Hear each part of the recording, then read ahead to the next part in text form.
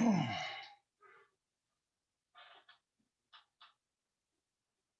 sure.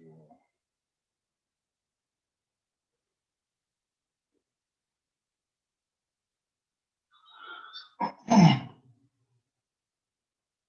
right, family. Welcome to another episode of Paradigm Shift TV. This is your brother, Pianki Patai Muntu Nefera Moon Ra. Today we got another powerful show for you. We got one of the most dangerous men on the planet as it relates to Christians, Hebrews, Muslims, Moors. If you in the Abrahamic faiths, I got bad news for you. Before I introduce my brother, I'm gonna do my usual spiel. I'm gonna say hotep to my fellow Kemetic brothers and sisters.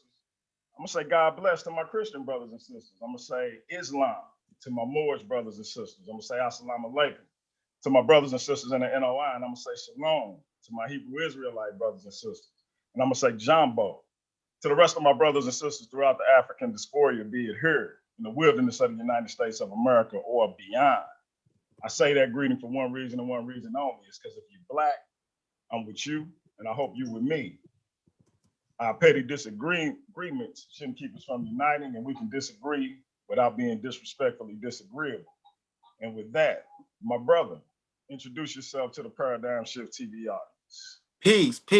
What up with it? This your brother Sabio Robinson, also known as Scripture Rippers, coming from St. Louis, originally out of Pasadena, California, coming to drop some knowledge. Thank you for having me on the show, Bianca. No doubt. And as y'all heard, so the brother representing the Lou, and so I definitely had to touch base with him. I originally heard him on the Dagger Squad channel, but that's not what he limited to. He also has his own channel called Scripture Ripper. So make sure you go to that. And I'm going to put it in the description, but make sure you go to that channel and subscribe. So, brother, you got to tell me how you got the name Scripture Rippers. So the name Scripture Rippers was a long time in the coming.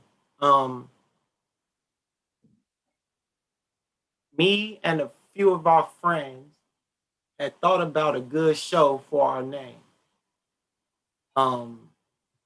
A good name for our show, for our channel. And what we decided, and what we did was we went deep into the Bible. We went into the Bible. We went places into this biblical narrative where many people are afraid to go. We go places where a lot of people are afraid to go. We go into the heart. We go to the crux of it. And once we realized that, a real good friend of mine, a person who gives me a lot of information, shout out to Raheem, it was like Scripture Rippers. Scripture Rippers. And everyone in the group was like, yeah, that sounds like a good name. And we voted on it, and it was between that and biblical dialectics. Biblical dialectics, excuse me. And we settled on Scripture Rippers because it's more apt and appropriate to what we actually do. Because we don't play with it. We don't dance around. We don't let them run. Once we get you in that corner, we're going to keep you in that corner. We're not going to let you out. We go, like I said, we go to scholars most people aren't even going to listen to from our community because of the things that they say. Right. And that brings me to another question. How were you ever in the Christian tradition? Yes, I was. I grew up a Christian. Okay. And he's Black Lion Supreme. There go one of my elders. He's in the building. How you doing, Saber? Oh, hotel. And I say this all the time. 10 years ago, I would not expect myself to be here because I was going to church every Sunday. But it was odd because I had got introduced to Dagger Squad around about 8-9 years ago. And I was still going to church, but I would listen to their shows. I would listen to the things that he would say, but I was still going to church. Why? Because it was my faith. I believed. I had some things happen to me that even made it, that even pushed the belief further and like made it seem more real. You know, I was stabbed in my stomach when I was 18 years old. And I was pronounced dead on arrival. Everything in my stomach was cut except for my kidney. 2 inches to the left, I would have a colostomy bag. I tell people this because when I got out the hospital, first off, they didn't expect me to recover in a month. They expected me to be in the hospital at least 6 months. The largest vein in the human body, in the body, was cut. In my body, in human body, was also cut. The inferior vena cava. Thing that pumped blood to your lower extremities. Yes, it was nicked. So yeah, I lost 3 pints of blood. So, you know, that even strengthened my belief in God. Right. Why? Because as I was laying there bleeding to death, I thought I saw the light. I thought I saw a face. But what I saw was the street lights and my friend Eric talking to me, keeping me alive, telling me not to go to the light. Listen to him. Stay with him. That's what I heard. Come to him. That's what I heard, because now that once he recalled everything that he did to me, it brought it back. Oh, wow. If it wasn't for him, I wouldn't be here. He kept me alive long enough to where I was able to give the paramedics my name, social security number, phone number, birthday, mama name, her phone number, and all that. Point out the person who stabbed me, where he was, and all that. Damn. And so, So, oh, my bad. Continue. so when I got out the hospital, it was more me preaching Jesus to people. And that was my testimony. And I probably converted a lot of people and had a lot of people go to church because of my testimony. I bet. And now I regret it, because I did a lot of people a disservice that I wasn't even realizing that I was doing at the time. Yeah. But, you know, it's time for me to correct it, and that's what I'm here doing. Gotcha. And that's powerful because, you know, I can relate to that because you grow up believing a thing, and of course you have many variations of that belief. So my household was I categorize it like this: you have Christians who put their best foot forward to practice the tradition, and then you have people who just believe it. They ain't really trying to live a particular life, but you better not say nothing about Jesus, even though they was just drinking and fornicating and adultering. You better not say nothing about Jesus. And so that was my household. You know, much love to my family, but when I started dating my wife, who I've been knowing all my life, I saw the more serious and dedicated side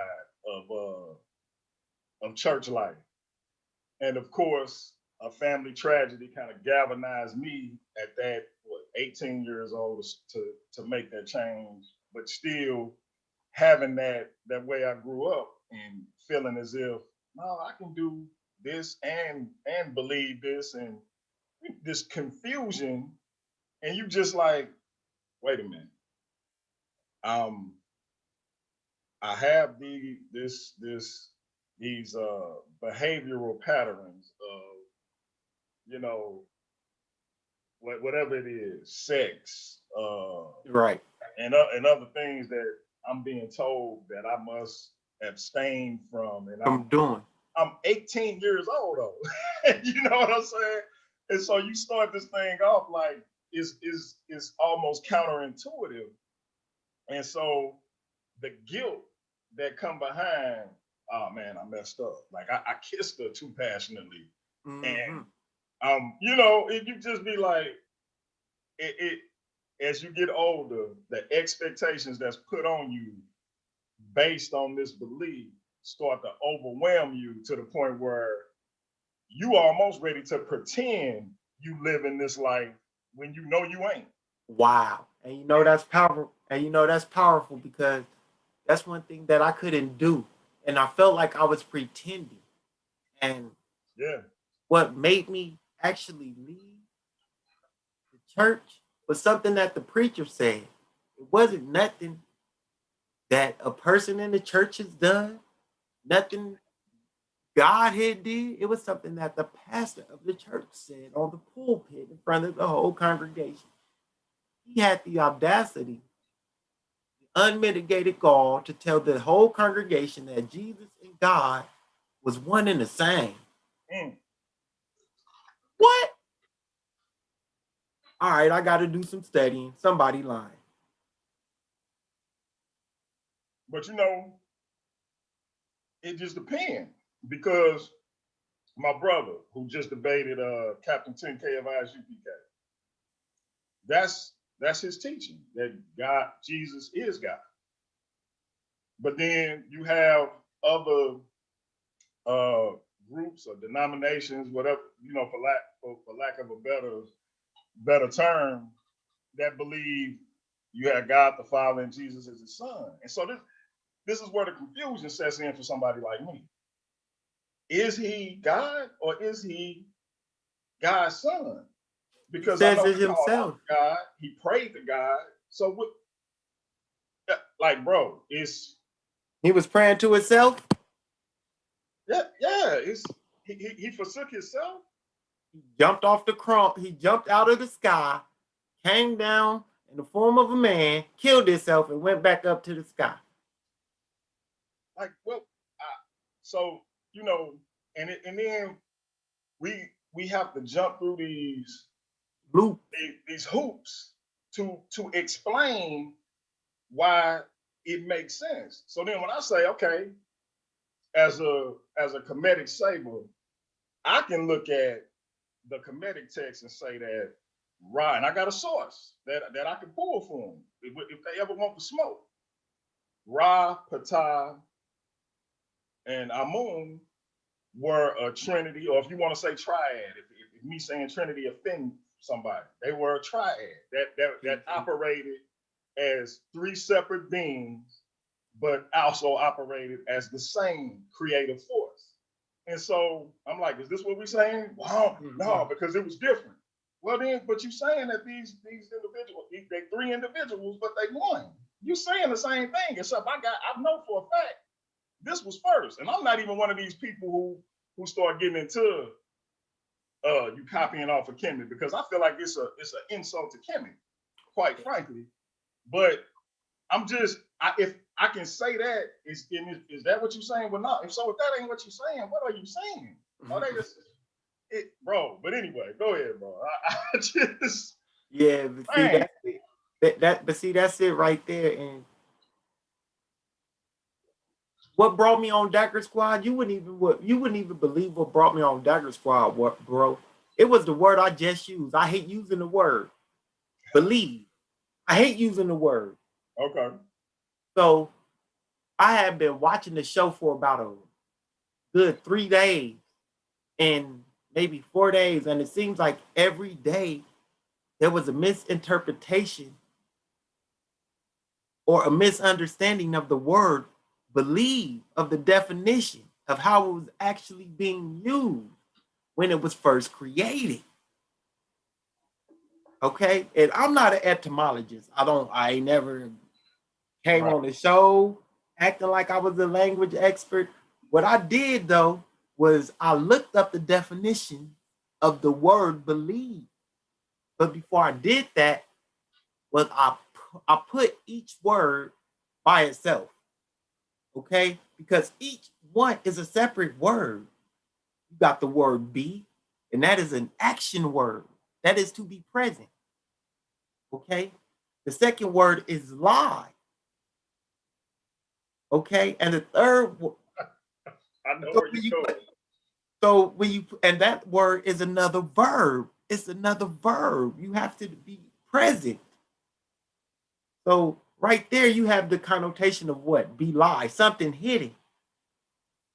But then you put the VE, and this is something that my friend found out for me.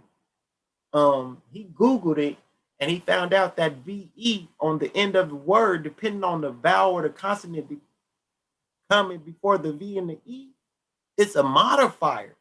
So it can make the word negative or positive, depending on the vowel or the consonant. So because it's a vowel, it becomes what? Negative.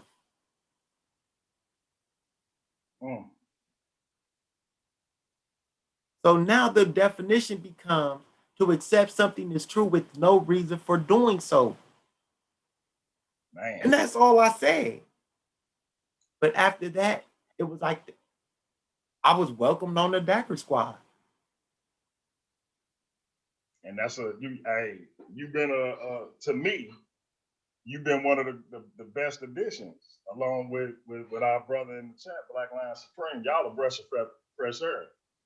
And so, I think that as the community evolves and you have a more diversified conscious community, if that makes sense. You don't just have, I'm a rep Kemet all day.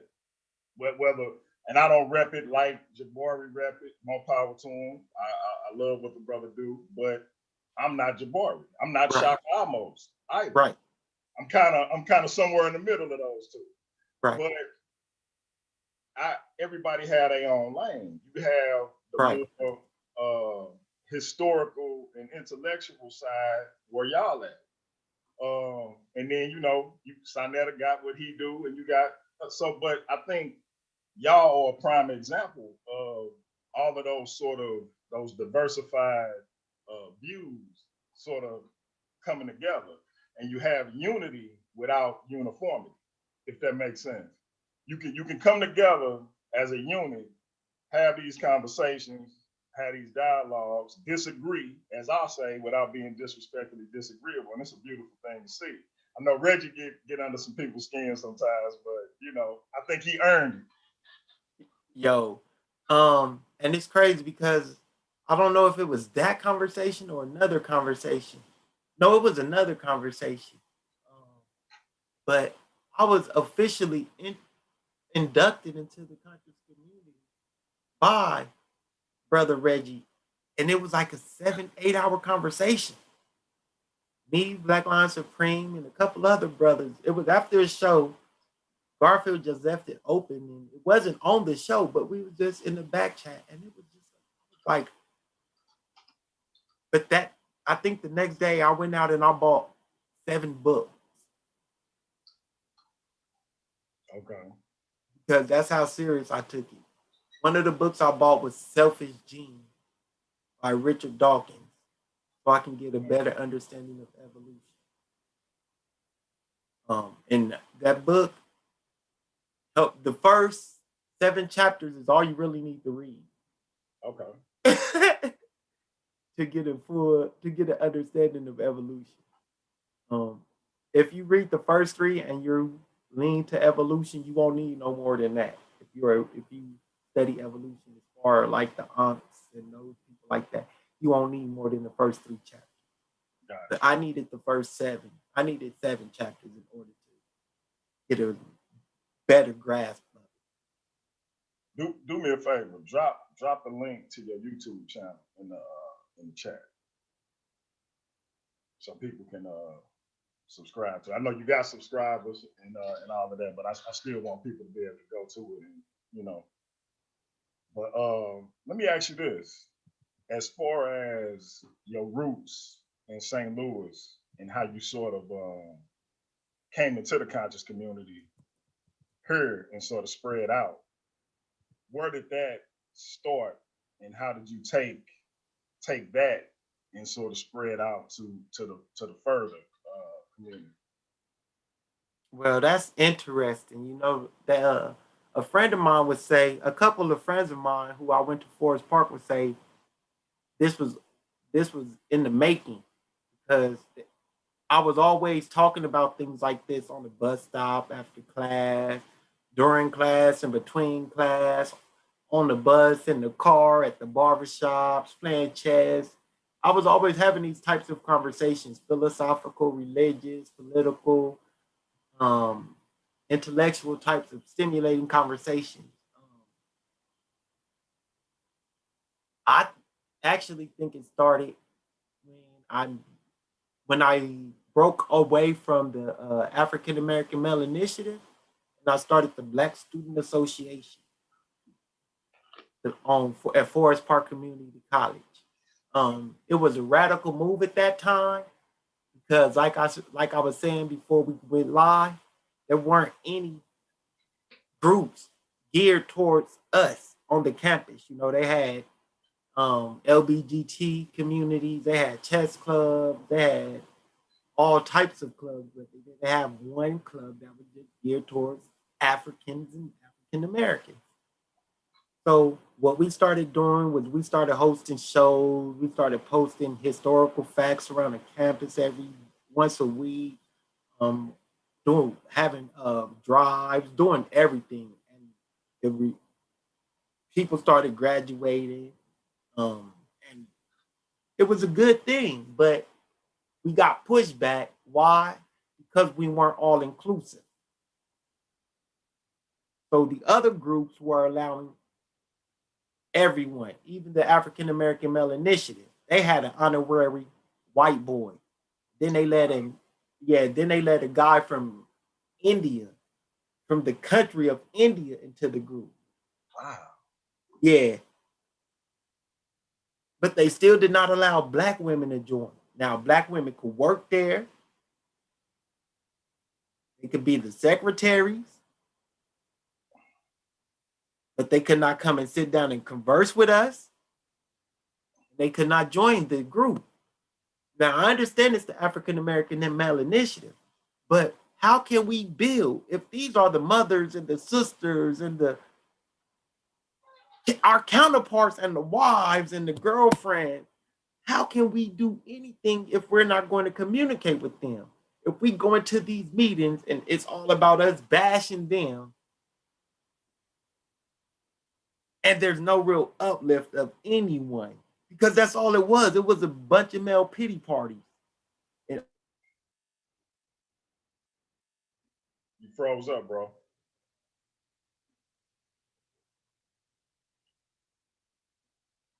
Can you hear me? Yeah, I heard you said I broke up. You had froze for a second, but you good. Oh, I said I felt like I was degrading myself. With those conversations because they weren't really building. And the Black Student Association, we were actually building. We had about the same amount of women as we did men. The board was unisex, so we had women. I had a vice president that was a woman, you know, and it was a good thing. But power started getting in the way, and once power got in the way, it was like, you know what? I don't want to struggle over power. I want to focus on my grades. I want to get my degree, graduate, get up out of here. So I just let the reins go, and eventually they transformed it to some group called the Universal Student Association, which eventually started accepting everyone, but it didn't last too long because it didn't have any structure. But you know, that was basically my introduction. Got you. Yeah, that's wild. Like you couldn't, sisters couldn't. Wow. Yeah, sisters could not. Anytime I brought a woman in, they would tell me she would have to leave, and I would leave with her. Wow. So let me ask you this. One of the things that caught my attention that kind of let me know that you was from the same city I'm in was during one of the conversations you was having on the panel at Dagger Squad, you mentioned Zaki Baruti. And like I told you, my master teacher and mentor, Amari Seneferu, Baba Saber, I should say, Amari Seneferu, leader of the Temple of Het Haru here in St. Louis, is very close with Zaki Baruti. And so I was like, wait a minute, Zaki Baruti. I'm like, this brother must be from the Lou. How did you come into contact with him and his organization and begin the development of that relationship?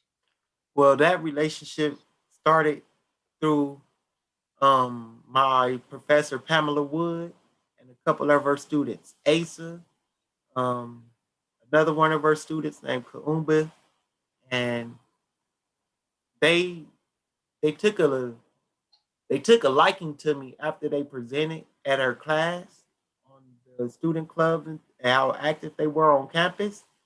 And they started taking me to Universal African People Organizations meeting over at Legacy.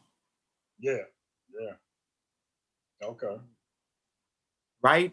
That's when I got introduced to Zaki. And it's funny because a couple months back during the protest, the recent one where the dude put the gun out.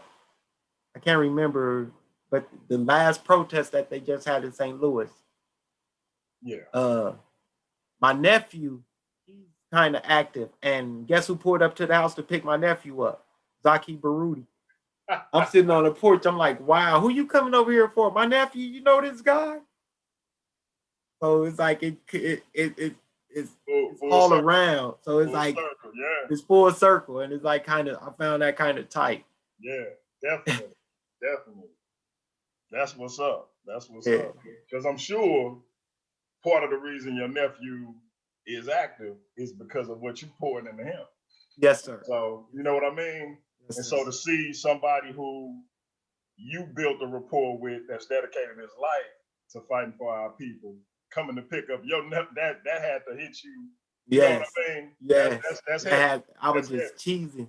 Like Yeah. just tired cat, like, wow, this is crazy. That's beautiful. That's beautiful. So and you mentioned Legacy down there off of what is that? Delmar Union. Delmar Union. And in the same building as the UAPO office is the ISUPK St. Louis School, where What? Yeah, right at the bottom. When you walk in, you turn to the left, it's right there. So with that said, let me segue into this. I never knew this.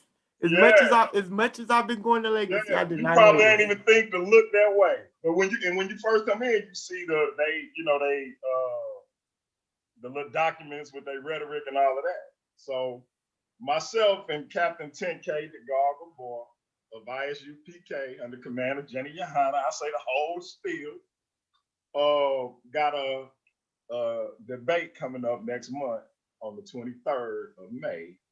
Are we Africans or Israelites? And I know we, as a community, we've been over this a million times, but this me and his take on it. What's your opinion of the debate between him and the brother Nobody from Trust and Believe the Gospel? That's my little brother. We, of course, don't agree on spiritual traditions, but that's my little brother. He heavy contributor to the channel. What did you think about the debate? And then what's your take on he and I having a conversation on are we Africans or Israelites? Well, the debate, I'm gonna give my honest opinion. My honest assessment. Because I watched the whole debate. Okay. While it was going on. And the Christian brother, he really did a good job of what? Defending the church, which he was supposed to do. Now, the Hebrew brother, he did nothing but slander the church. All he pointed out was what? Perversions. Right. Through the whole debate. I understand you want to point out the perversion, but it isn't about the perversion.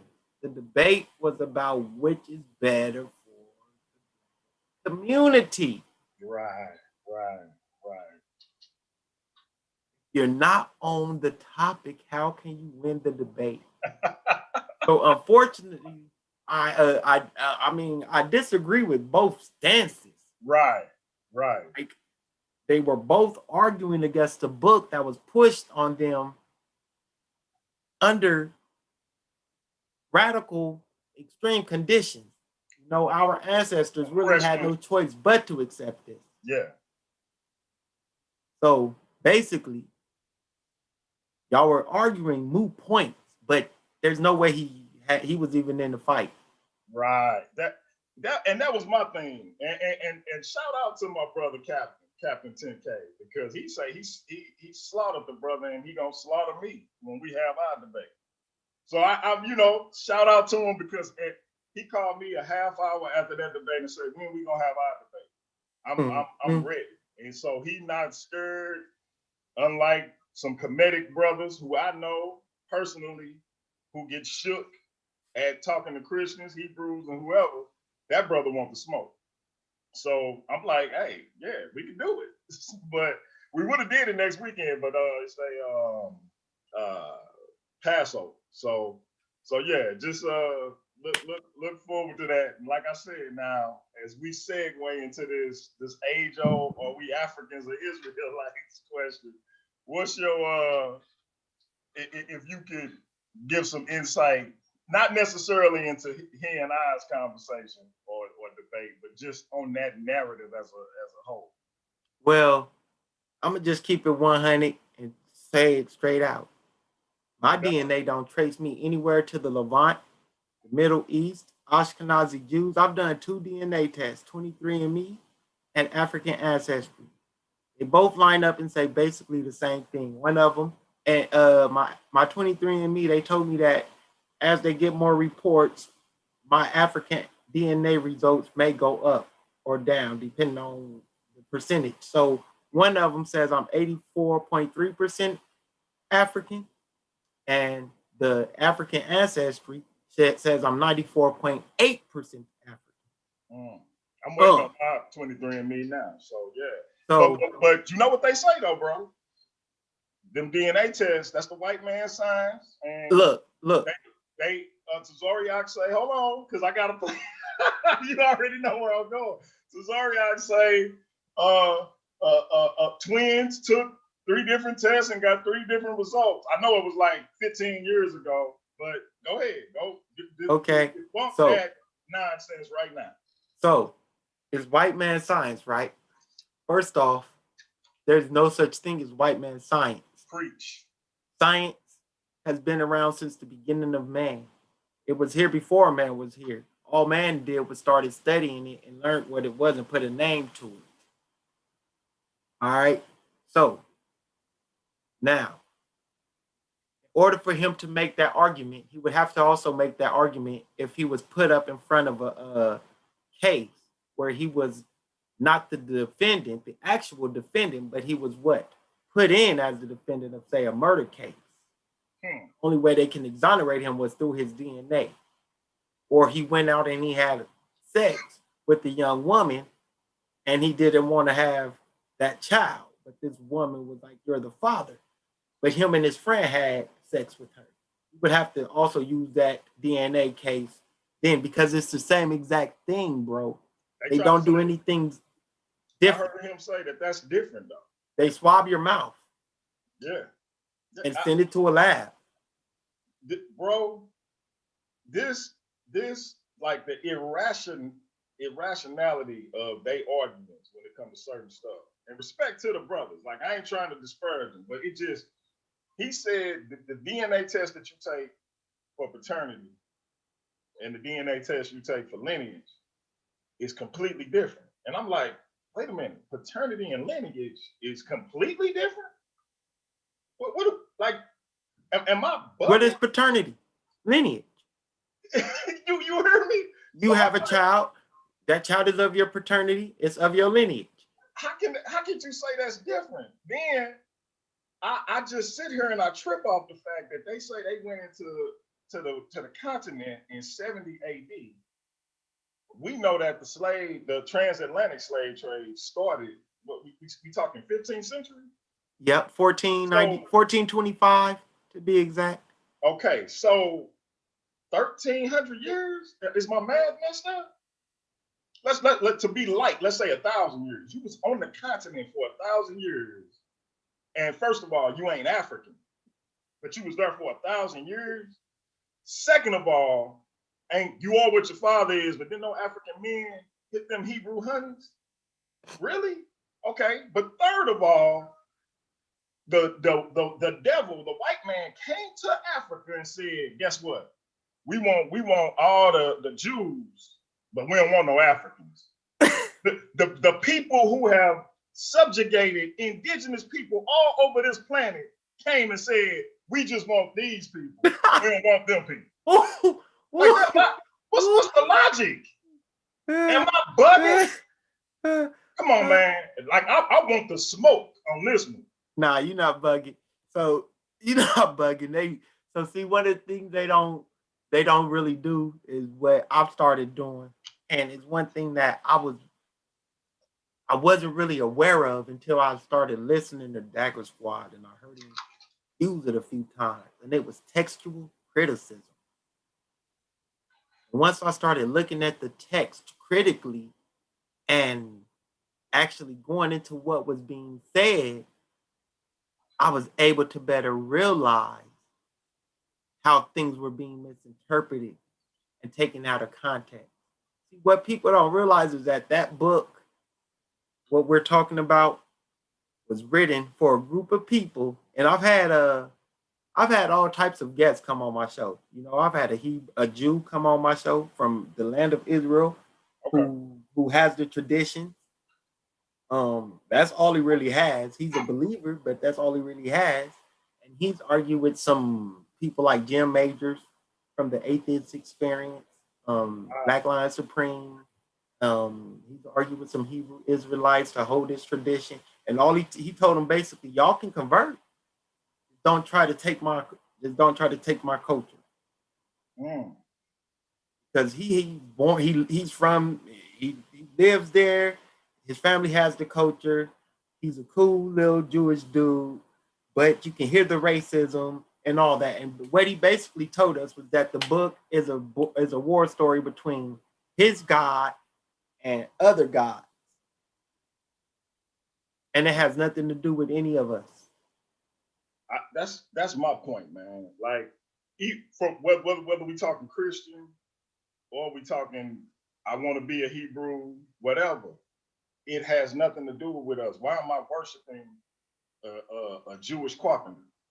Why am I, as an African, worshiping a Jew? Like, I come on, man. I asked that question this morning on the bus stop on my way home from a friend's house, from my young lady friend's house this morning. There were some people out there on the bus, and a guy asked me a question. He asked me a question about my no religion sweater. I said, well, this is why. And I said, let me ask you this question since I answered your question. What do we look like worshiping a God named Yahweh? Everybody just looked at me. I'm like, y'all didn't know that's the name of the God y'all worship? No clue. His name God to them. It's God. Like, that ain't a name. That's a title. That's the title. Y'all didn't know the name of the God y'all worship is Yahweh? Some brother said, I don't even read the Bible. I said, I bet you believe in God, though. And his girlfriend said, don't talk to him no more.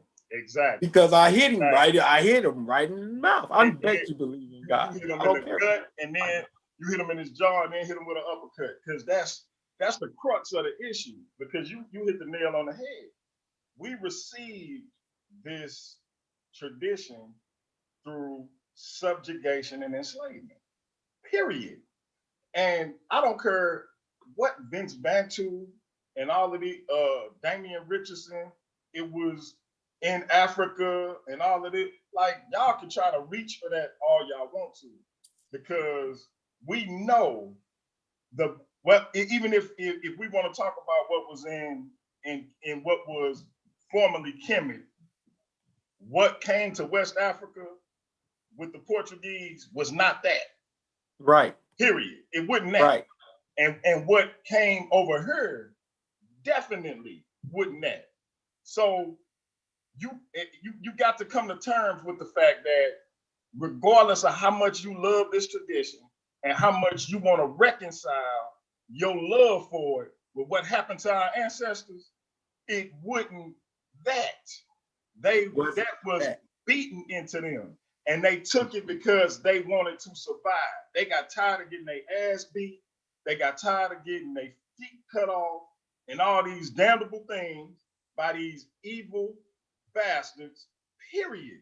And when you give a man or a woman no choice but to take this tradition that because you didn't took a people, you didn't took their identity, you didn't took their culture and superimposed your culture onto them. Yeah, they took it because they had no choice. But for Christians to try to rewrite history and say, well, it was already in West Africa, as if our ancestors came over here as Christians. Like, come on, man. So why, if they came over here as Christians, why didn't they already say, hey, look, we Christians. Why are you doing this to us? Why are you enslaving us? Like, what are you doing? Like, it boggles my mind. Just say you believe it regardless of the fact that these people gave it to you. And I respect that. But you trying to make it was in Africa. It was in Africa so long that it could be considered an African spiritual tradition. Get the fuck out of here. What are we talking about? So see, one of the things that they do, and I played a video on this a couple weeks ago, Christianity in Nubia. What they don't do is they don't tell you that the Christianity in Nubia was more of a Gnostic form of Christianity. So it was more of Gnosticism. So basically, they believed you had to be the epitome or the representation of that Christ creature or that Christ spirit. And it didn't last that long. But it did have a pretty good reign for the time that it was up. Right. But it's funny because I hear a lot of pastors say that too, and they always miscontextualize it because it helps them what? Strengthen their argument that Jesus is a black man. And it's that blackity black theology that almost had me go into the Hebrew Israelite camp. Yeah, they almost had me. Man, if I would have heard it when I was younger, they'd have had me. Because when you see this the funny thing about that belief, real quick, and I'm gonna let you continue.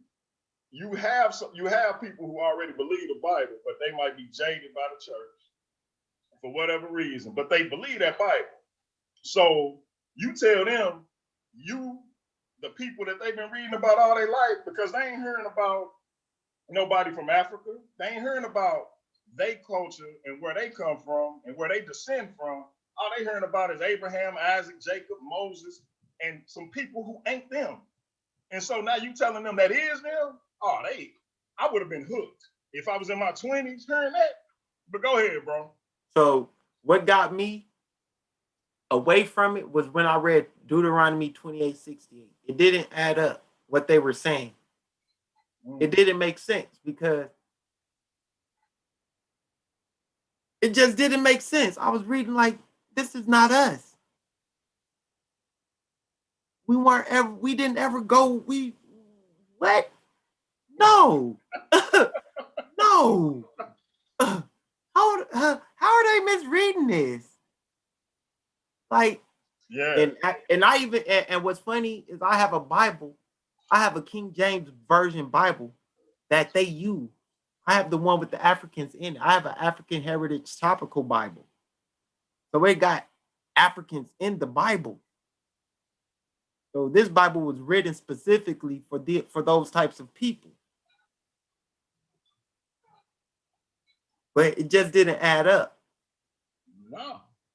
So and it's crazy because one thing that actually helped my growth was me moving to University City. I don't know if you're familiar with Brother Ray Green.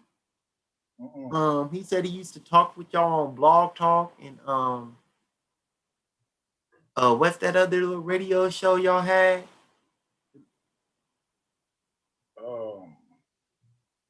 Blog Talk. Now I used to be in the chat, but I didn't actually have a show. But I was in the chat all the time. Yeah, he's familiar with you. He actually told me to shout you out. Okay. Yeah, I moved over to University City and I got to working for him, cutting his lawn, taking care of his lawn, and do a little odds and ends job for him. And he started passing me books like Dr. Ben, Dr. Clark, Chancellor Williams, John G. Jackson, and sitting me down in front of videos of Dr. Ben, Dr. Clark, Ankh, Garfield, Jawels and Jetty. I mean, all y'all. I'm just sitting there learning, like soaking up the information, like hard. Like this is who you would be sitting there talking to. Like, wow. I need to be around this more often. And one of the videos that I watched, and it was a hard movie to watch, Sankofa. Woo. Yeah, man. Yeah. What I asked every person, because I think in my Black philosophy class at Forest Park Community College, I think Professor Clark, James Clark, I think he played that. I think we had to watch that. And I think one of the questions he asked us at the end was, what was Jesus in them slave castles, in them slave dungeons? Mm. And see, that to me, that's a fundamental question, because I asked the same thing. Because if you read the narrative, God, which if Jesus is God, God intervenes all the time. All the time. On his people's behalf. Yeah. Right? All the time. And so did he stop doing that? Or is it just that we ain't his people? If he exists, right? And so shout out to my bro, nobody from Trust and Believe the Gospel in the chat. But did this just stop? Because if we his people, why didn't the ocean open up and it was just dry land and the boat just fall and right, the slave master just get struck dead like the dude who pulled out of his sister-in-law? Like like what? You mean Laban? Like dude got struck dead for pulling out his sister-in-law. He got struck dead. But the slave trader but not just kept right on ticking. What the like? But we his people? Come on, man. Done. Like when you read stuff like that, it really makes you question. Somebody got some explaining to do. It really makes you question. Like so stuff like that kind of God made a donkey talk, but the slave master just you just got, come on, man. And then they talk about, well, it was God who set us free after 400 years. What are you talking about? Man, last I checked, our ancestors fought in the Civil War. They fought for their own freedom. They fought for their own rights. Last time I checked, they fought in every war. I just... Even the Revolutionary War. Crispus Attucks and 5 other black men was some of the first people killed during the Revolutionary War. So I just, like, he performs all these miracles. Yet, what happened? But we're talking about a book that makes Pharaoh, no name for these pharaohs, but Pharaoh, the enemy. Like hold up. Pharaoh wasn't the enemy, because Pharaoh wanted to let him go. But God hardened his heart. Every time God hardened his heart. So Pharaoh was like, I'm gonna let him go. God was like, nope, let me harden his heart. And then they even make an excuse for that. But it's specifically said God. So why did he harden his heart if he wasn't about to let him go? Because he had to harden his heart for a reason. God told him to. God was like, you know what? I'm gonna harden his heart so he won't let my children go, so I can put this plague on him. God just was been a bully. He wanted to make an example out of him. Like God was been a bully. Yeah. Like he the biggest bully of all time. Like Dan Parker got a book, God, the most unpleasant character in all of fiction. And when you look at the Old Testament, you like, you ain't lying. Like, man, it's crazy. It's crazy. And when they say that apologists mean to defend, that is the most appropriate, because my brothers go to the extreme to defend. Like, we got Christians who talk about don't get an abortion. But then when you look at the biblical narrative, God not only drowned children and babies. He had a bear come out of the woods and tear 42 children up for making fun of a ball, for telling the old man to go up the hill. You like have you ever got water in your nose in the shower, my G? Yeah. Like, I'd be like, I'm standing up and be like, what the fuck? And he drowned babies and then ordered children and infants to be killed. And a Christian want to talk to me about abortion. Right. What are you talking about? Knock it off. Yo. Like, and it's crazy. And it's crazy because they think we're making fun of it. No, we're just talking about the book factually. We're looking at it and we're taking exactly what the book says and we're talking about it exactly how it says. Yeah, I say it a little bit in jest, but in all reality, like, how do you have the nerve to tell a woman who been made promises by a man that didn't keep those promises, who can't afford to keep this child, that she should keep the child that you ain't gonna take and raise, what she should and shouldn't do, when your rationale for telling her what she should do is that God is pro-life, when God himself killed babies? God isn't pro-life. That don't make no sense to me. How many times did God have to be checked for wanting to wipe out the world? There's so many instances of some. Moses had to check him a few times. Look, I'm finna kill these Israelites. These some ungrateful people. I'm finna just wipe them out. Moses like, nah, man, you brought them out to kill them. God like, you know what? I'll repent. Like, his man, because the Bible say he talked to Moses like a man to his friend. His man had to talk him out of wholesale slaughter of the people he just dogged the Egyptians out for. Like, you just turned the Nile to blood, even though I ain't never heard that in history. But you just turned the Nile to blood, and now you want to kill him? Right. Yeah. Like, his man straight had to talk him out of it like a few times. His man has to talk him out of it. Like it's like you and me. You like, nah, Pianki, don't hurt him. And then, oh, okay, man, I'm gonna let him live. Like, what? Man, they good, man. Man. Anyway, but like I said, and see, I'm learning words and stuff about this book that I never expected to learn. So the way we're sitting here talking about it is the way we like talking about it.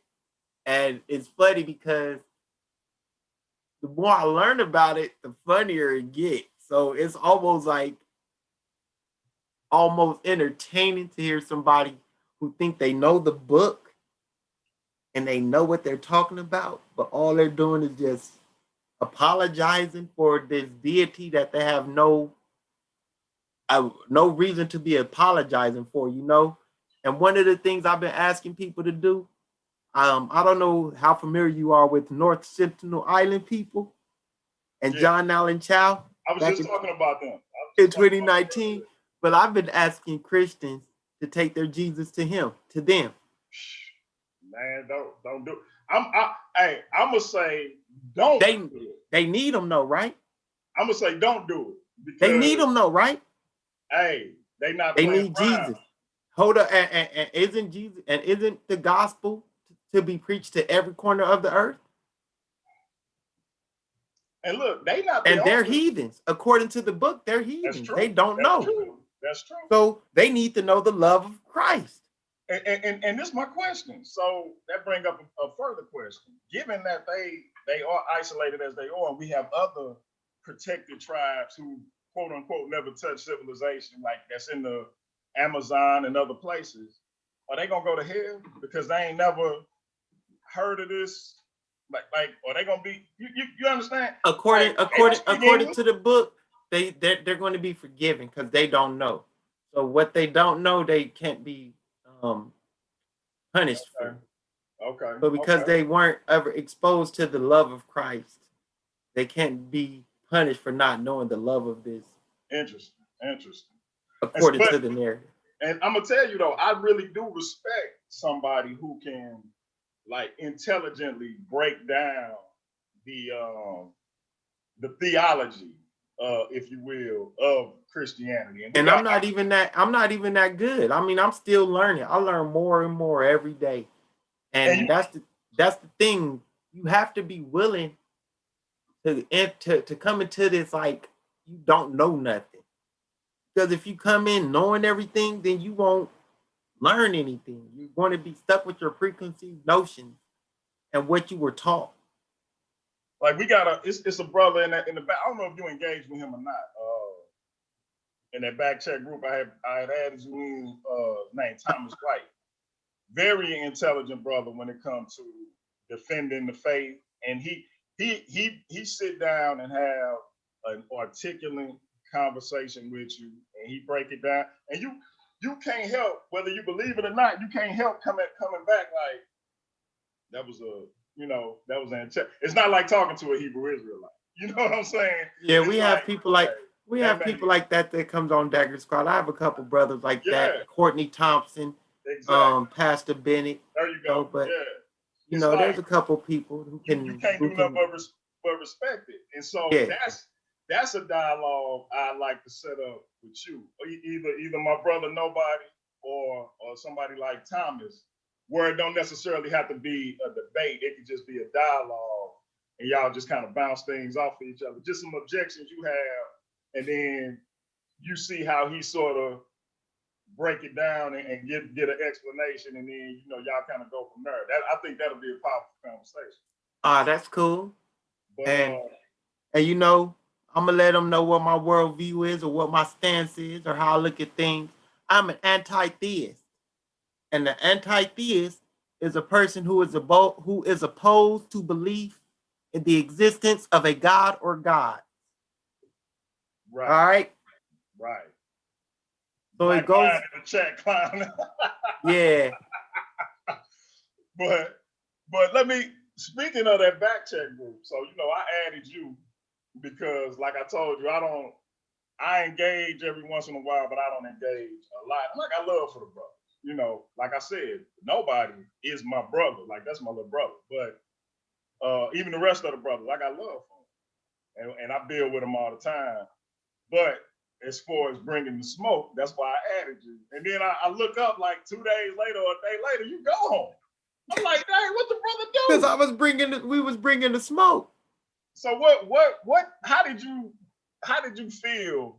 Or how did they come across? Did it come across as controlling or trying to control the narrative? Like what?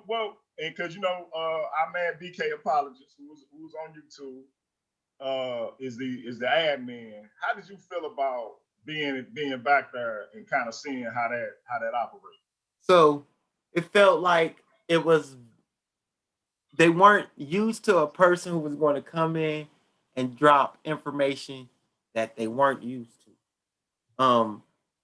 Like I said, I get sources from reputable sites. I don't go to Wikipedia. I'm not real big on Wiki. Right. I'm gonna go to something scholarly, college level, something like that. So when I dropped the few things that I dropped, I honestly didn't expect anything. I expected them to read it and just comment. But when I got all the flack that I got, I realized that this was a control group and they wanted to be in control of the narrative. And if the information doesn't align or you don't do exactly what they say, then they're going to have a problem with that. And I'm not a person that is really controlled by anyone. I rock with a lot of different groups. I learn from a lot of different people. Like I said, I've been on Dagger Squad. I rock with I rock with Kofi Paisai and Sean, Science with Sean, and when MBK was out, Rob Bourne and True Story, and I'm always over there listening to them brothers drop the science on the history. Always, because them brothers were deep and they were good at what they did. So I'm a learner. I'm a lifelong learner, and I'm gonna always be a lifelong learner. And that's one of the things that I started really respecting about myself once I realized what my name meant. My name means a wise man. And in order to be wise, I have to know some things. So I can't know if I'm not willing to do what? Study and learn and listen from everyone, even angles and people that I might not agree with. And that's been like the funnest thing of joining these groups and been around all this. Has just been an enlightening experience, and I enjoy it. So, but when I joined that, I did it. It wasn't something that I felt I was going to have too much fun. And then once I brought Black Lion Supreme in, and they're like, you adding people, and you're only been here, and I was like, I asked Bianchi, like, right, and I'm like, so now you can't add people, like. I think I added like 4 people when I first got in there. I'm like, oh, they got a problem with bro, because I could have sworn I added like I added Chris Harris, and he ended up. I think he left on his own though. He didn't get kicked out. Yeah, that's my boy too, Chris Harris. Yeah, Chris left on his own, but I added him. I added my brother Nasuk from here from St. Louis. I added like 4 people. Now Suit's still in there. I added Teddy. But I'm like, what's this? We can't add people. So you ruffle some feathers. Because nobody said anything to me about adding people. Yeah, I'm a ruffle feathers. You came in ripping scriptures and I'm like, I come back in. I'm like, I see something that say disrespect will not be tolerated, and I'm like, what? I tried. You know how you add? I'm like, add Sabio. I'm like, what? Then I hit you up. I say they kicked you out. You was like, yeah, bro. I was like, what the hell? So, just going a little further, when talking to Christians or having dialogue with them about their stance, do you see almost a level of what I guess stubbornness or inflexibility as it pertains to having these type of conversations? Yes, because it's almost like you don't make any, like, there's no, okay, I see your point. Okay, I get what you said. You don't. You very rarely get any of that. Am I tripping? No, you're not. And it's crazy because I took 3 levels of psychology to get my degree in African American studies, but two of them I didn't have to take. I took them because I wanted to learn the brain a little bit better. One of them was human growth and development. Another one was child psychology, and the other one was I actually took 4 psychologies. I took Black psychology, I took regular psychology, human growth and development, and child psychology. I passed them all with A's or B's. But one of the things I learned in regular psychology and Black psychology was cognitive biases. And that's what a lot of believers suffer from. It's not so much of a dissonance because they're not really splitting. It's more that they're only looking at information that is going to support what they stand on. And any information that doesn't support that, they'll bury their head in the sand, they'll turn away from it, or they'll do their best to make that information support their claim. And there's different levels of cognitive biases. One of them is the Dunning-Kruger effect. And that's what a lot of them suffer from. They tend to think they know more than they know because they've made something complex simple. You got to elaborate now. So basically, let's see, the flood story. Okay. Now, I mean, not the flood story. Yeah, the flood story. Let's take the flood story, for example. Now, we know there's numerous epics of flood stories, Real quick, and part of the narrative of saying that the flood story is true are the multiple myths about a flood. But go ahead. So, well, thank you, because that was going to lead into what I was saying about this Dunning-Kruger effect. So, because there's multiple myths, they can say that these myths led up to what? There's one event actually happening. Now, we know there's no evidence of a global flood ever happening. But because they've summarized it and made it sound so simple, they can get it off to people who don't really think and won't be like, hold up, that's still not explaining what I asked you about. So that's the Dunning-Kruger effect. You make something very simple, very complex, simple, and then you make yourself sound smart to those who may not really be paying attention. Right. That make a lot of sense because. So that's what a lot of them do. Captain Tazariak just did that on Sonetta just a few minutes ago. I ain't see it, but I'm gonna have to check it out. They was talking about they was just talking about Genesis, the serpent not lying about them if they ate from the tree of the knowledge of good and evil that they would not die, because God said if they eat of the tree of the knowledge of good and evil, they shall surely die. But the serpent came to Eve and said that you shall not surely die. What was going to happen is that you shall know good and evil. And they ate, and that is exactly what happened. Then they went down to verse 322, and it confirmed that God said, well, the man and the woman have become like us, knowing good and evil. So let's get them up out of the garden. Or Tazariak was like, well, y'all. Get them up out of the garden before they eat from the tree of eternal life. And live and become gods like us. Exactly. And what they was basically saying that we weren't supposed to live forever. And Tazariak tried to act like he daggered him but he really just missed the whole point. Yeah. And like Tazariak said something, and I want to see if Captain 10K gonna repeat that same thing. Because they talking about the serpent, and he was like, he was the most subtle of all the beasts in the field, but the beast in the field was an analogy for the races, and the serpent was the white man. But I thought Esau was the white man. So you're saying the serpent? Like now you confusing me, my G. Because serpent is a shapeshifter. It's a shapeshifter. If the serpent was the white man, how the hell is Esau the white man? It's a shapeshifter.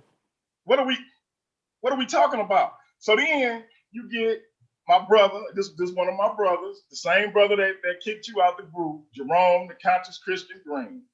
He says the serpent was Satan or Lucifer. Now, here's my problem with that. Jews or Judaism didn't have a concept of a devil until after they went into subjugation under the Persians and experienced Zoroastrianism.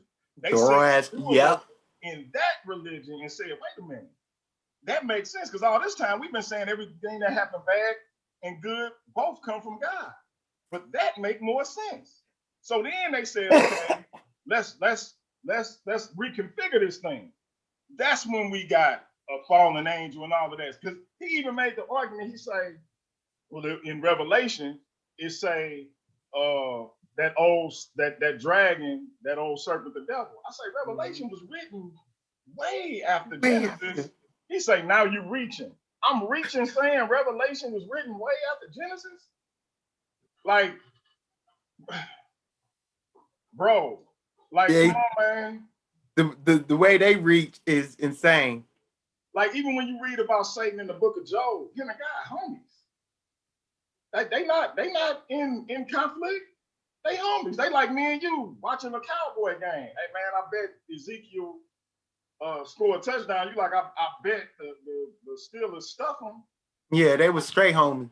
That's the conversation they had. I mean, Satan was walking back and forth. God, like, what you doing, homie? Satan, like, man, I'm just looking for somebody to mess with. Now, let's break it down real simple, bro. So now, if this was somebody who tried to usurp your throne, you the king, and this somebody, I try to usurp your throne, and all your soldiers is gathered up, and then I'm just gonna walk up in there, and ain't nobody gonna pull their swords and their spears, like, what you doing up in here? Right. Just walked up in there, and God was like, where you been, dog? Man, Satan Going was to and just fro about the earth. chilling. Like, Looking for somebody to mess with. This is not the conversation between a king and somebody who tried to take his throne. Am I tripping? Like, what? Come on, man. Yo, I that's the can't make this conversation stuff they up, had. bro. Cause the next thing God said was like, yo, have you looked at my homeboy Job over there? He offered him. He didn't ask about him. My man said, yo, have you considered my servant Job? Like, I got one for you. I got one for you. He a good dude. He got everything. Somebody to mess with? I got somebody. Like, this ain't. Oh man. Anyway, man, let me. So yeah. So I know you linked up with Dagger Squad. How did you and the homie the young master teacher Black Lion Supreme become a dynamic duo? Through Dagger Squad, you know, and it was hecka crazy because we actually have some things that we agree with and some things that we disagree with, but the way that it works is like it's really not disagreements. It's like we're trying to figure out who these characters are, who these people are, and it all started with a person named Paul, with this biblical character named Paul. I did a debate on this biblical character, and my stance on Paul is that he created a whole new religion. Not based on Jesus, based on him, and it's Pauline Christianity. And that's what a lot of these Christians are following today. They're following Paul. They're not following Jesus or the teachings of Jesus at all. They're following the teachings of Paul. So from Romans 3:7 forward, this is where basically Paul is basically establishing his gospel and his doctrine. Because in Romans 3:7, Paul basically condones lying. I heard that before. Go in. He says, if my lie does the glory of God, then why am I looked at as a liar? And he backs it up with some other verses in that same scripture, in that same book. Romans 3. Let me get the Bible so I can actually break it all the way down. Because I actually wrote it out. I don't know where the paper is that I wrote it out on, though. But I did write this down because I did want to talk about it on my show. So, Romans 3. I forgot about that. Oh, man. Yeah, so Romans 3. Okay.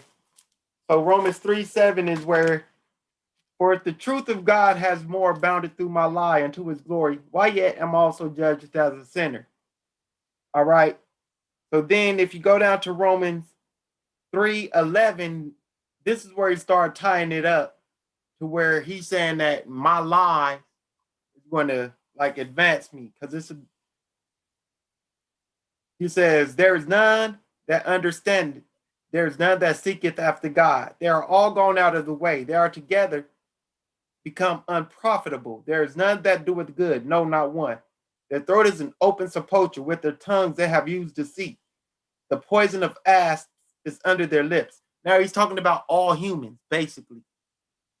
So he's putting himself, because remember, back in Romans 3:7, in Romans 3:5, he said, I speak as a man. So he was talking about himself as a man. So he put himself in the same context as a man through the rest of this. So I'm gonna just skip a few more and go up to where it is. So then he says, now we know that what things soever the law saith, it saith to them who are under the law, meaning this. that every mouth may be stopped and all the world may become guilty before God, judged. Therefore, by the deeds of the law, there shall no flesh be justified in his sight. For by the law is the knowledge of sin. So by knowing sin, we become knowledgeable of what? The law. So by him lying, he's becoming more knowledgeable of the law. So by him lying to do what? Push this message of God, he's becoming more knowledgeable of who? The law and God. All right. But now the righteousness of God without the law is manifested, being witnessed by the law and the prophets, even the righteousness of God, which is by faith of Jesus Christ unto all, and upon all them that believe. For there is no difference, for all have sinned and come short of the glory of God, being justified freely by his grace through the redemption that is in Christ Jesus, whom God has set forth to be a propitiation through faith in his blood, to declare his righteousness for the remission of sins that are passed through the forbearance of God. So right there, he basically just said, I can do all the line I want to do. Why? Because God sent Jesus to die for my life. So I'm going to continue to push my gospel using Jesus and lie. And if y'all fall for it, y'all fall for it. Wow. So, and this is how I know this Pauline Christianity is something that's real. There's videos on YouTube about it. Pauline theology. N.T. Wright is a big Pauline Christian apologist. There's a lot of them out there on YouTube. You can look them up. A pastor friend of mine, I actually asked him in a Facebook group, in a Facebook conversation, is Paul teaching Pauline theology? He said yes. So basically what Paul did was, with his vision of Jesus on the road to Damascus, was he made up his own gospel. But remember, Paul didn't talk to anybody who knew Jesus. Right. That I always trip off of that. I mean, he did, but it was very briefly. Right. And it was sporadic. I mean, it was after he did after 2 years and 18 years. So in between that time, there's a lot of things can be changed. You know, a lot of things can be made up. You know, but the story, like I said, it's a whole bunch of stories written for a group of people who was constantly getting beat up, and they needed something to make themselves viable in history. Absolutely. Because like when we look at stories in the biblical narrative, right? Like Nebuchadnezzar. When did that happen? Like his whole going crazy and growing his nails and acting like a beast. When did that happen? Eating figs. In history, when did that happen? I don't know. There's a pseudo history. It's like that's why I say this is historical fiction, and that's why they can't name a pharaoh. You pluck any pharaoh from any dynasty into that story, because I think I used 3 words that in that back chat that they weren't familiar with: ahistorical, euhemerization, and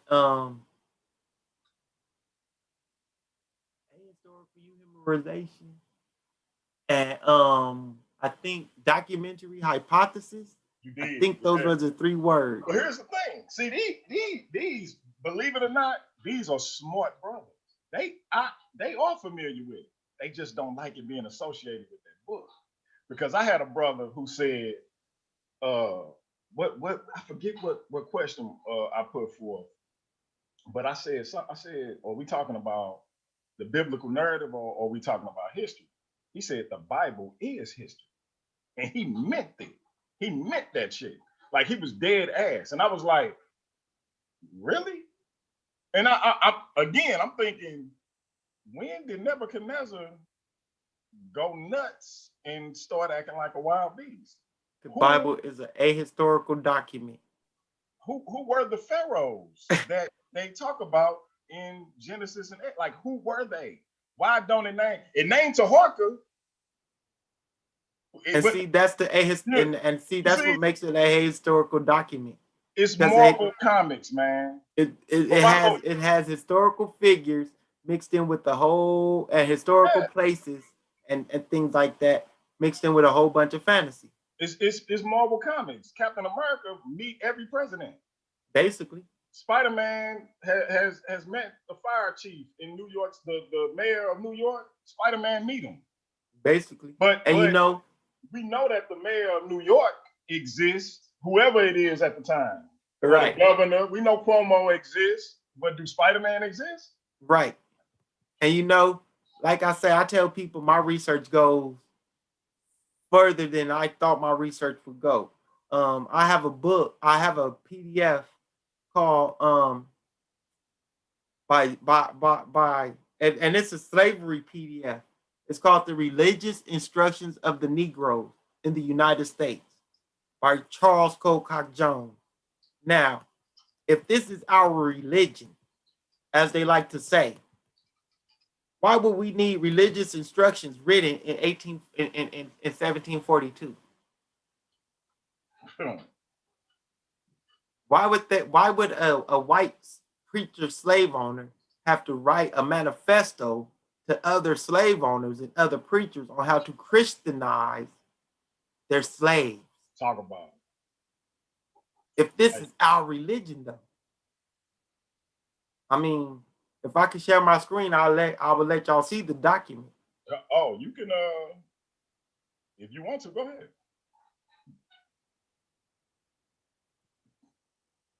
Because that's pertinent information. Like this. The Religious Instructions of the Negro by Charles Colcock Jones in the United States.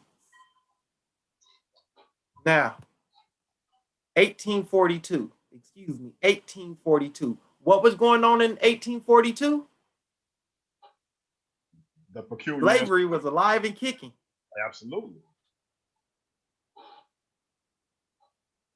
So why would this document need to be written if this is our religion, you know?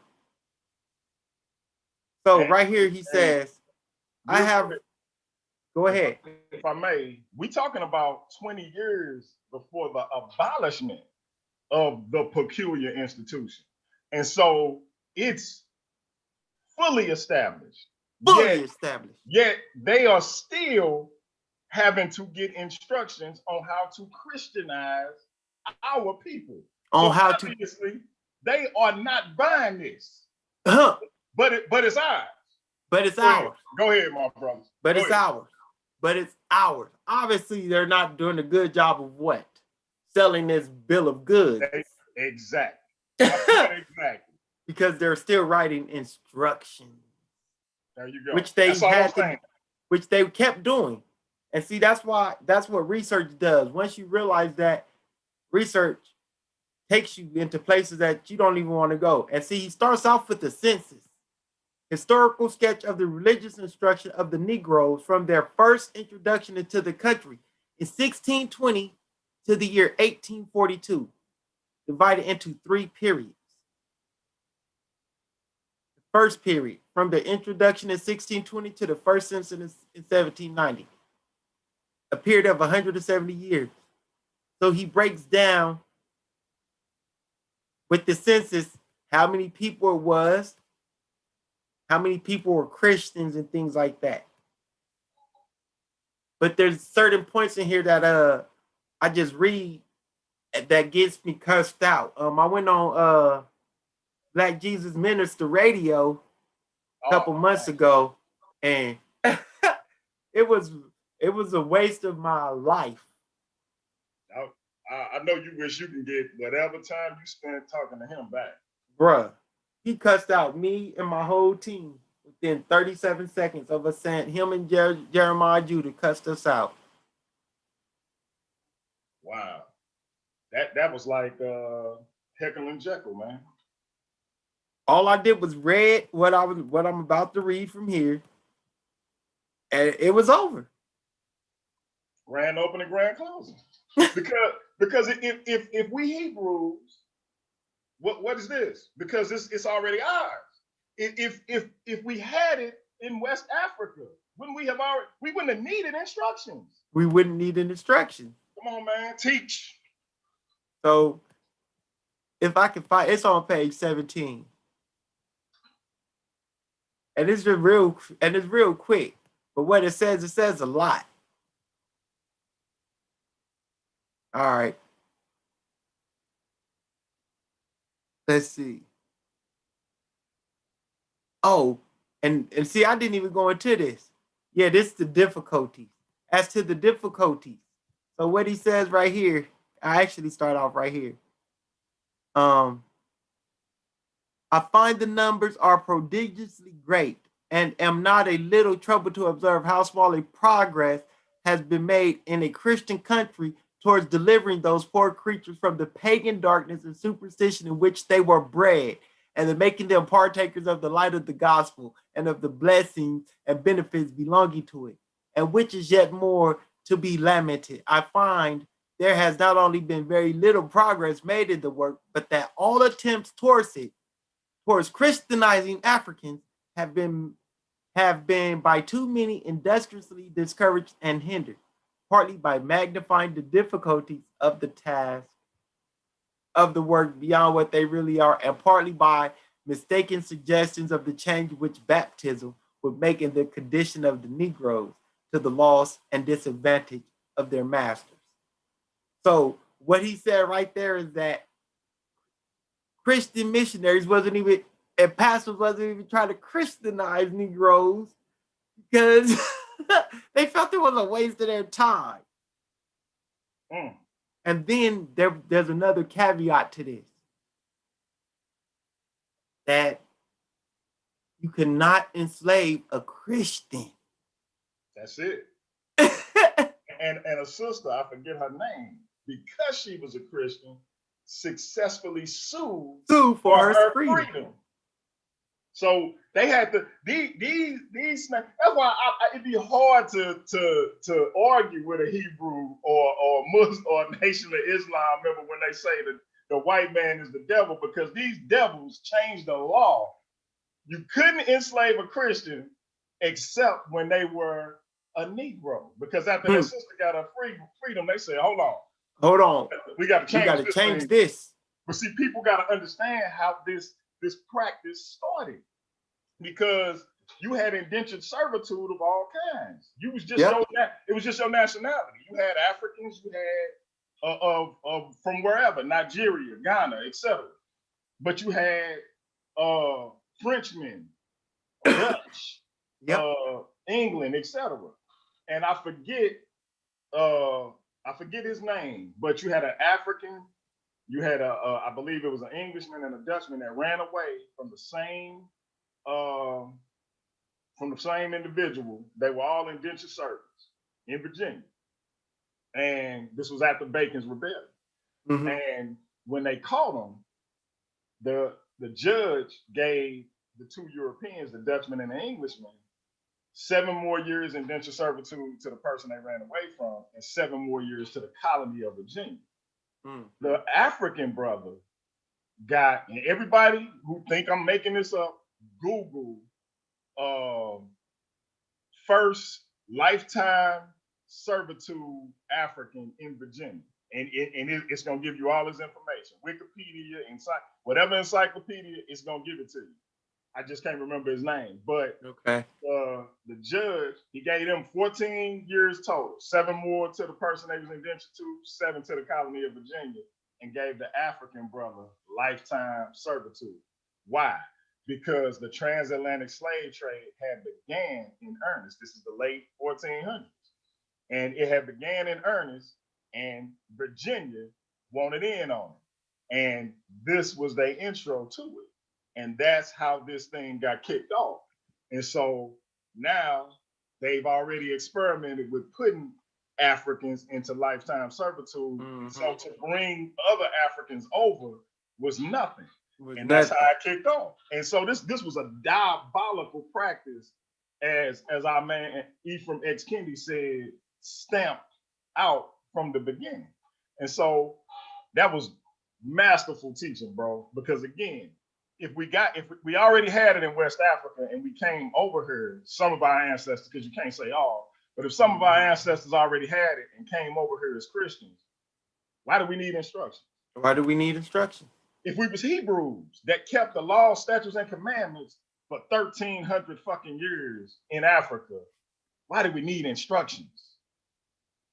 Grand opening, grand closing. Right. Damn it. To get my sonnet on. Like, what are we talking about?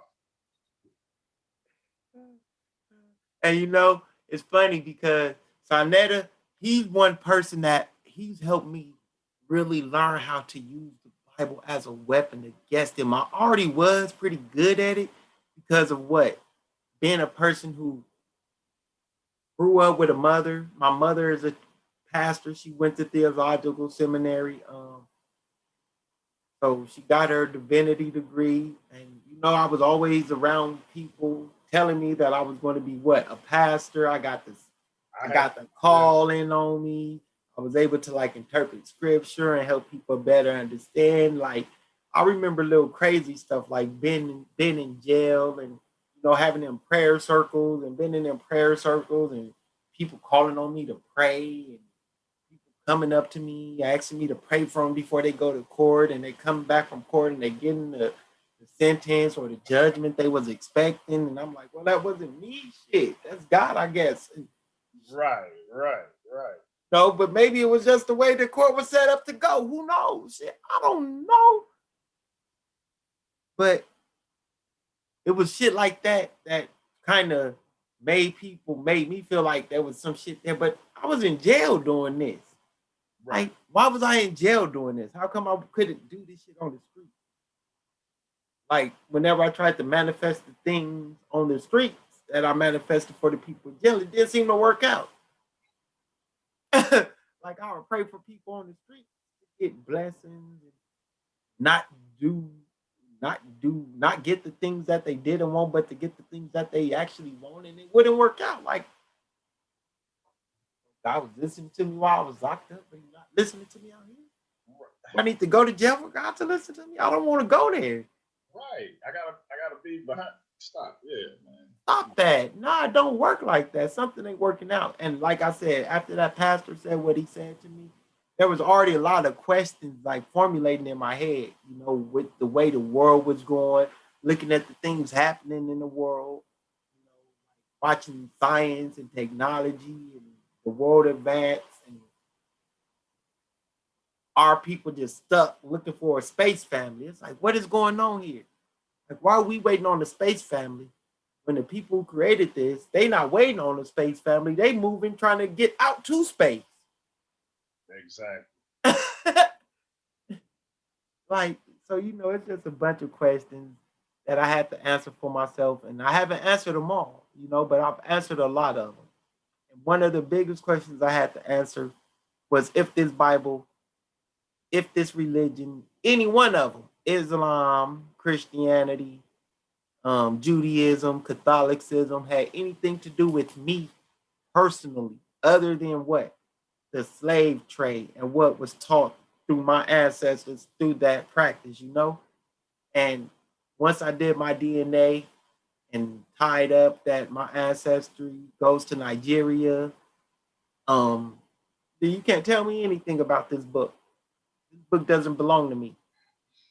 And I say this all the time, man. Like, listen, if you want to stay in that tradition, and it's been helpful to you, more power to you.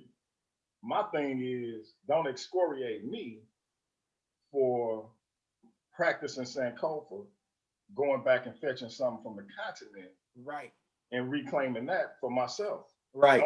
Don't tell me I gotta go to West Africa because that's more than likely where my ancestor came from, because I'm a child of the diaspora. So because of that, because some bastard decided to kidnap my ancestor, you know what? A benefit, I'm gonna take a benefit from that because it ain't nothing beneficial from it. So I'm gonna take a benefit of my own and create it and say I can take any spiritual tradition from the continent I want to and make it mine.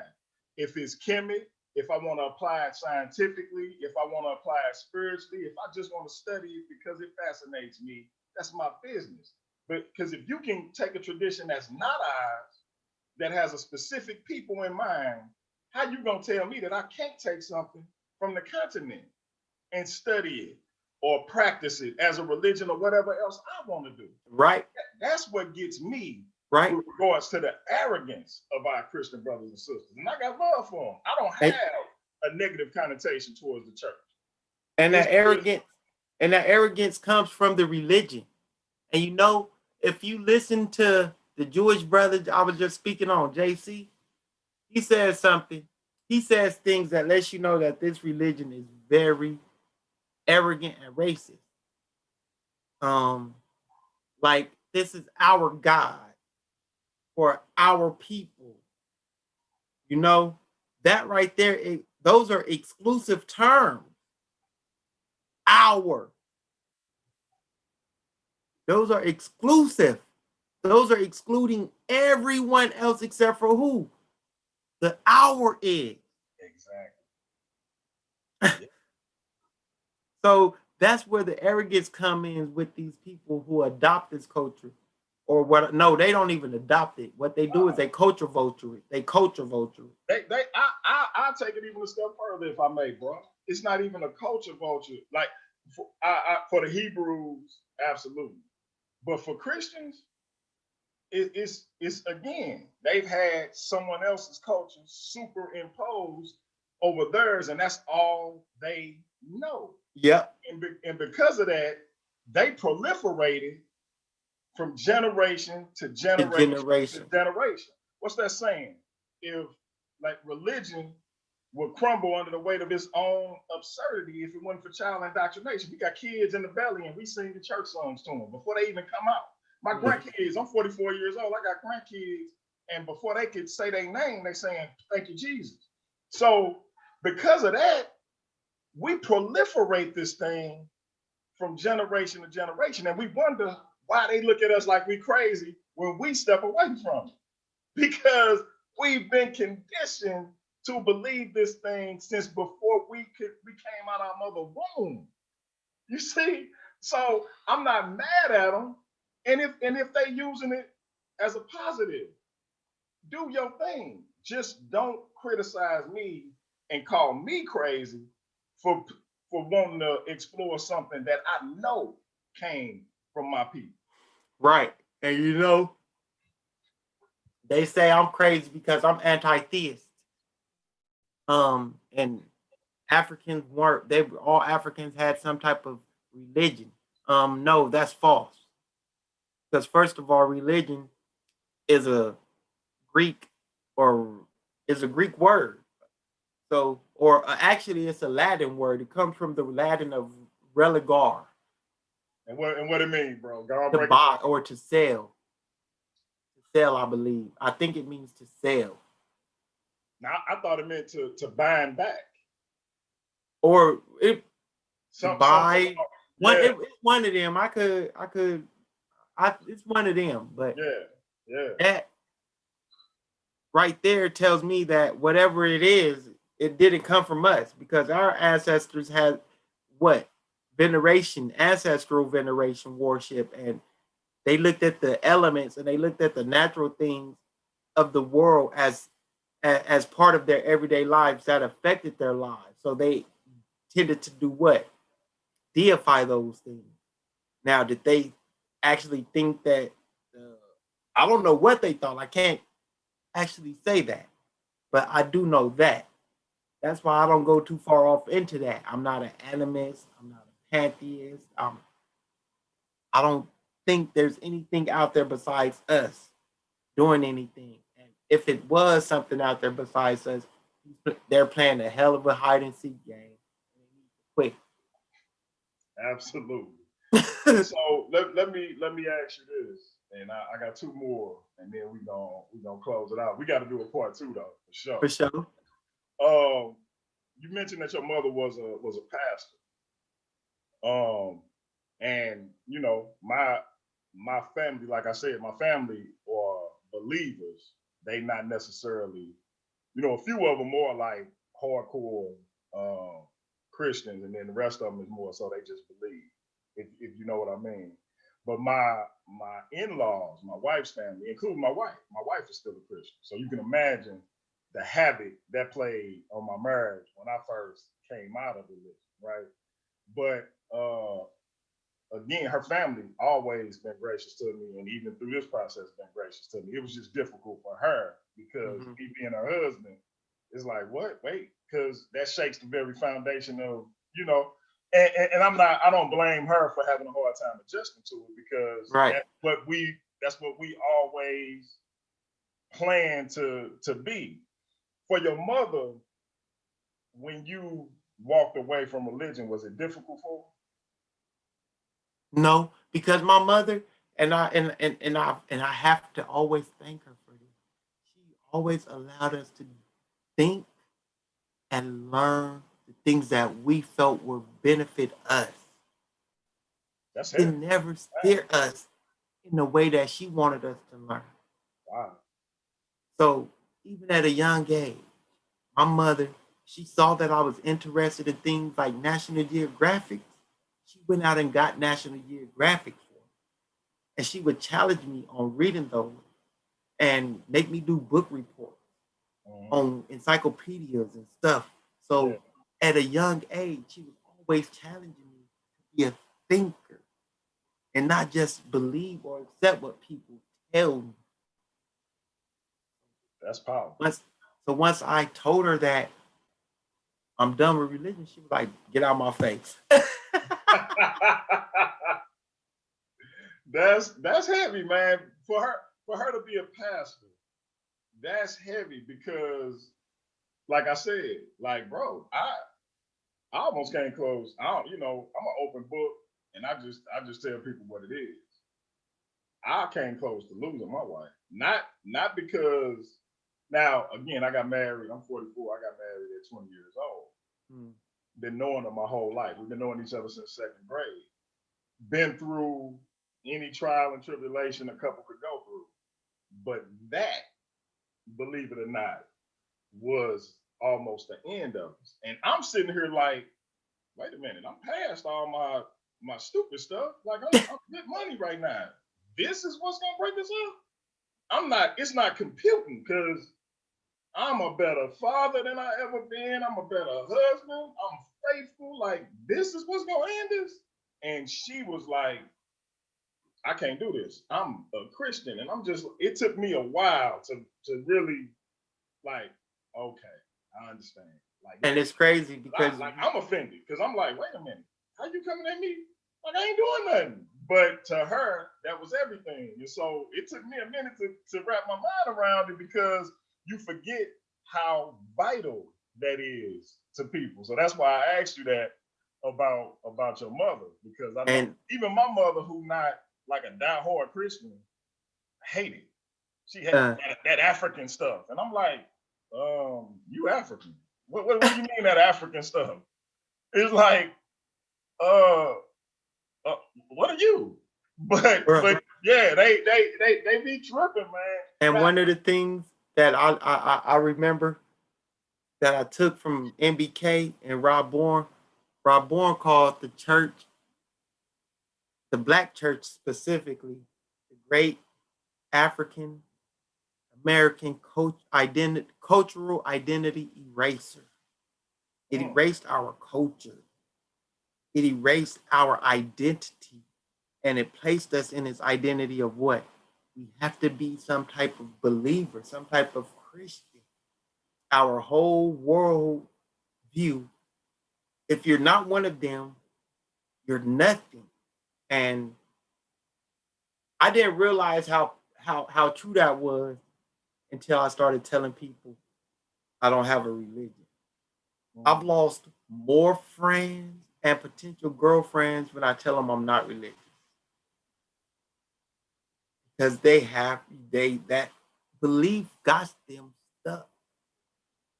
This Jesus character got them stuck. This space family, Yahweh, El, whatever you want to call him, El Elyon, El Shaddai, El Rapha, Jehovah, Jesus, Yeshua, Yahshua, Mashiach, whatever y'all want to. You got burn us. them all down. Stop, just break them all down. They got us lost in a place where it isn't benefiting us. You know, it's crazy because Derek Chauvin, the cop who kneeled on George Floyd's neck and body for 9 minutes and 29 seconds, probably prays to the same deity. To this, and he probably ends his prayers. In Jesus' name I pray. Absolutely. As does every black Christian who wants this man to go to jail. You probably don't want him to die because you want God to get mercy. You want him to go to jail. And you bring up an excellent point, man, about the dichotomy or the line of demarcation between black Christians and white Christians. And I'm gonna tell you a story. I forget the brother's name. I almost want to call my daughter down here so she can tell me. But it was a brother who went to jail when he was like 19. He was involved in an armed robbery that led to this white couple being killed.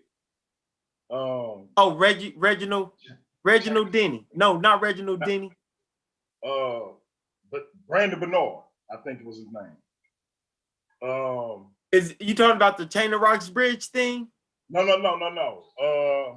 Man, I want to say it was Brandon Bernard because Trump wouldn't stay his execution. Now, yeah. That's who you talking about. Yeah, I know who you talking about. And he wasn't asking to get out of jail or nothing. They was just asking for his execution to be stayed. Exactly. And so here's the thing. Now, that's it, Brandon Bernard. So black people will ask for forgiveness for they killer.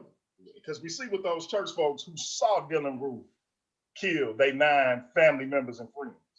We see what they did, right? They gathered around and prayed. And prayed for that man. Little bastard who went up in a church and killed 9 innocent people.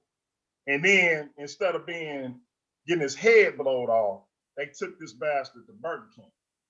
Now, we get murdered in the street.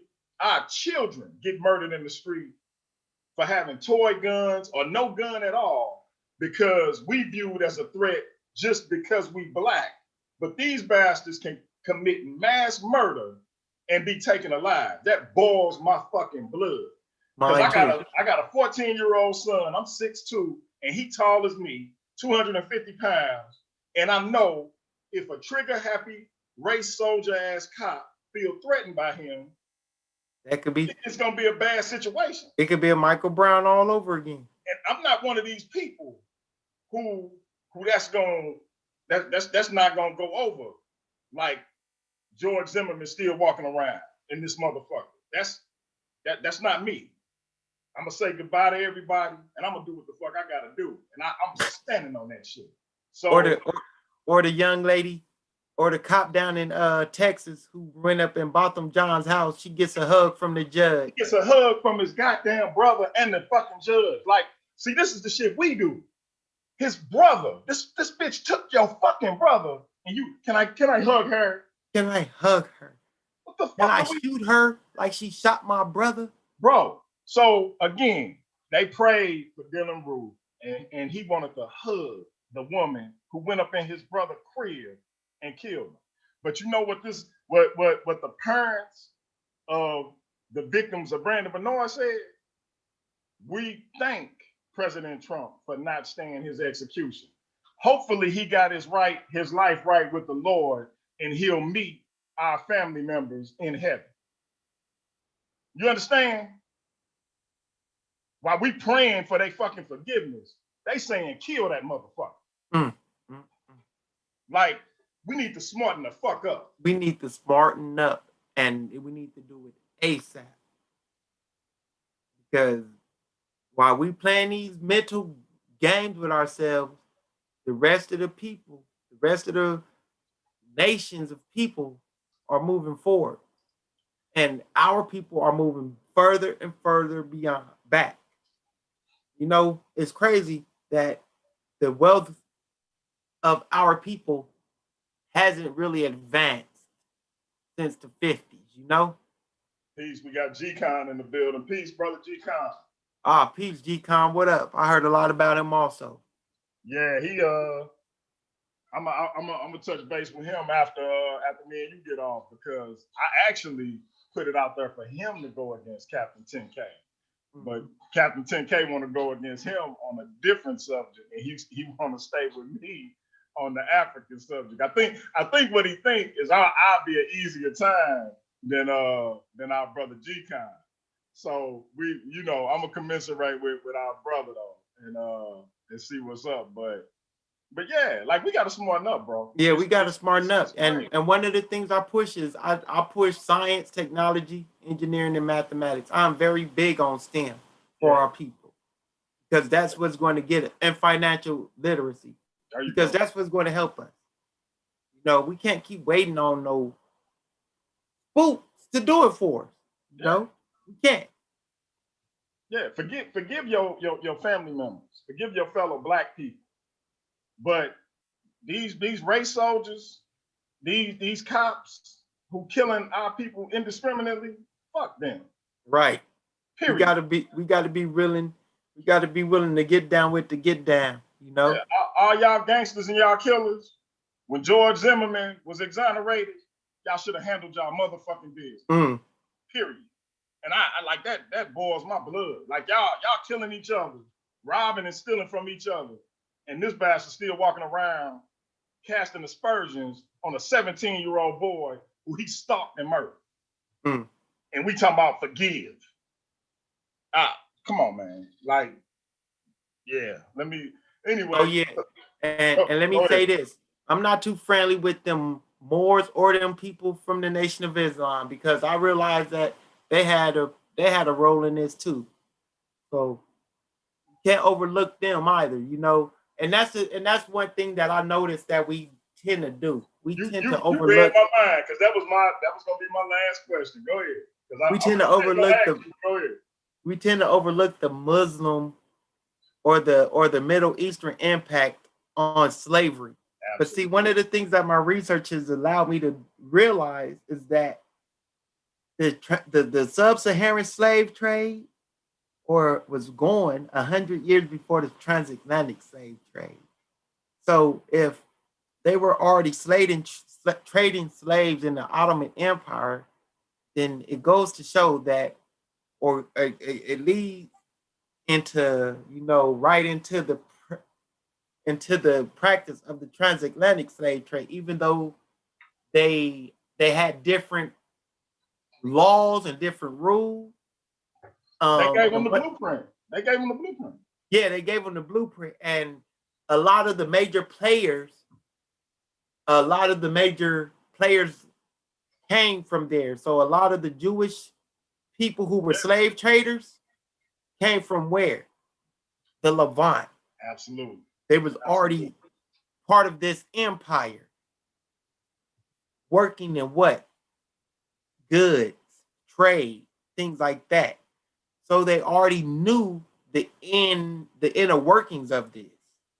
So it was just a little transition. And one of the transitions that they made from the sub-Saharan to the transatlantic was, you could not enslave a Muslim. You could not enslave a Muslim, but you could enslave anyone else. So what did they do over here? You couldn't enslave a Christian. So they had to do what? Label us as what in the Ottoman Empire or under the Muslims we would have been called Jimmy or cool or infidels, any one of those types of derogatory words, so they can do what? Enslave us. And so what did the Christian call us? Heathens. Pagans. Wow. You teaching, bro. And that was my last question. So, Why do we let the Arab off the hook for the sub-Saharan slave trade, and how does that transfer over to our brothers who practice in the Moorish Science Temple and in the NOI? Okay, well, like I said, I don't let them off. And see, what I realize that they're doing is they're running to the father side of the slave trade. Because what did I just say? You could not enslave a Muslim. So, say for instance,